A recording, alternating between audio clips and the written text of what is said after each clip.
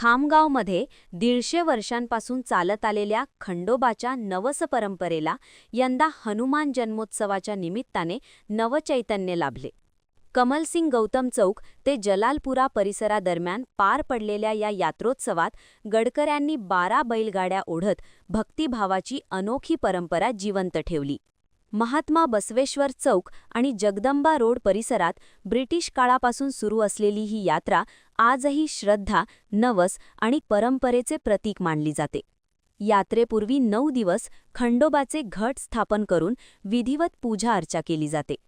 गडकऱ्यांना हळद लावण्याचा विधी आणि त्यानंतरची मिरवणूक हा सोहळ्याचा मुख्य आकर्षण ठरतो. कमलसिंग गौतम चौकातून सुरू झालेली मिरवणूक मोठ्या उत्साहात पुढे सरकत महात्मा बसवेश्वर चौकात पोहोचली.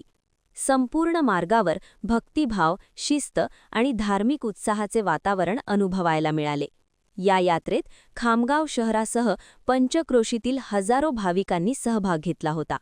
भाविकांच्या सोयीसाठी खंडोबाचे मंदिर 24 तास खुले ठेवण्यात आले होते.